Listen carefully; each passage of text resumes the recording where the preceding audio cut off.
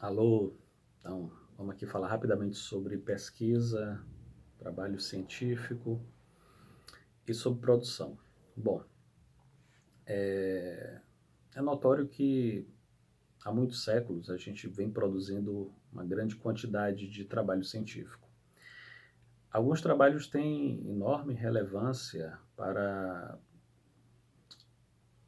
a população de um modo geral. Esses trabalhos que têm uma relevância, importância, uma grandeza, né, dentro do circuito intelectual, geralmente eles são trabalhos que foram aprimorados ao longo dos últimos anos, das últimas décadas. A ciência ela é sempre progressiva, a ciência não é exata.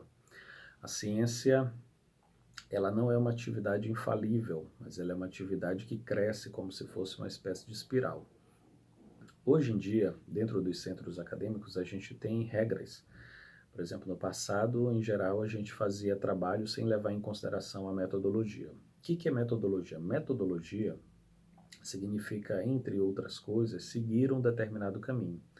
Então, quando a gente vai fazer uma pesquisa, a gente tem que saber mais ou menos quais são os procedimentos, quais são as técnicas, quais são os tipos de pesquisa que a gente vai utilizar.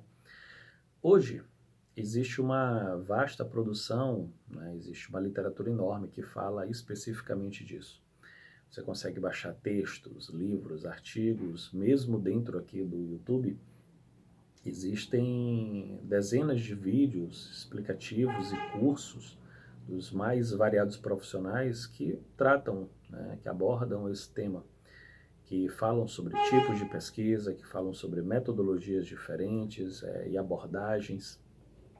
Toda disciplina, né, toda ciência, ela é construída em função, ou melhor, ela é construída tendo como base um princípio. O que é um princípio? Um princípio é uma verdade inatacável.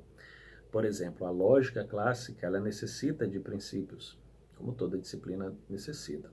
Então, a lógica clássica tem no mínimo três princípios que são aí verdades irrefutáveis, né? O princípio da não contradição, o princípio do não da identidade e o princípio do terceiro excluído, por exemplo. São princípios que, de alguma forma, dão todo o suporte para o desenvolvimento da lógica desde os tempos do Aristóteles até os dias de hoje. E não quando a gente, quando a gente vai construir um conhecimento, quando a gente vai construir um trabalho científico, a gente precisa primeiro do tema, né? Depois a gente precisa delimitar o tema. Por exemplo, se eu for falar sobre política, é um tema muito vasto. Há uma quantidade, na verdade é uma disciplina muito vasta que apresenta muitos temas e esses temas eles são também bastante complexos. Eu precisaria de uma vida inteira, né, para falar sobre tudo da política e muito provavelmente finalizaria a minha vida e eu não teria finalizado o trabalho. É muito parecido com a história de um autor, não recordo agora o nome do autor, mas ele tentou escrever um livro, passou 23 anos fazendo pesquisas e no final das contas escreveu apenas 2 capítulos, né? Então, em geral, o que se dizem para aí, feito é melhor do que perfeito, é nesse caso muito verdade. Então, o que você vai fazer? Você vai primeiro precisar, né, escolher e delimitar o tema, e a seguir você vai precisar fazer pesquisas para aprofundar naquele tema. Por exemplo, existem graus de profundidade. Se eu não sei absolutamente nada sobre o tema, eu vou precisar dos primeiros passos, dos fundamentos, dos conceitos, das características. Digamos que eu queira falar sobre lógica, só que eu não sei, né, tanto assim sobre lógica. Esse aqui é um livro, né, básico sobre lógica. Pensando logicamente, é um livro de ensino fundamental para ensino médio, e ele apresenta os primeiros passos para a compreensão da disciplina da lógica. Então, se eu não sei absolutamente nada sobre lógica, eu vou ter que pegar um livro desse, né, que trata dos fundamentos básicos. Mas se eu já tiver, por exemplo, algo mais consolidado e queira, por exemplo, falar de algum tipo de assunto de uma maneira mais profunda, eu vou precisar, né, de um certo tipo de material que tenha uma profundidade muito maior. Esse livro aqui, por exemplo, A Paideia é um clássico, né, do Werner Jaeger.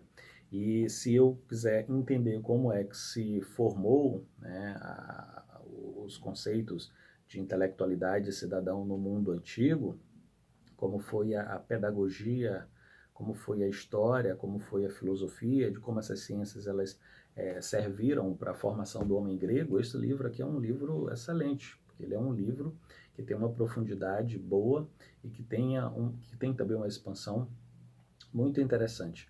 Se eu quiser saber algo sobre retórica e sobre poética, por exemplo, um dos fundamentos dessa disciplina é este livro aqui. Esse livro do Aristóteles, A Arte Poética e Retórica, ele serviu inclusive para a formação de muitas outras disciplinas ao longo dos últimos séculos. Se eu quero fazer um trabalho mais detalhado sobre psicologia, eu vou precisar de um livro, né, que tenha abordagens mais amplas e que tenha um estudo mais diversificado. Então, por exemplo, um livro como esse aqui, que é um livro de psicologia geral, ele no momento ele poderia me servir. Mas se eu quisesse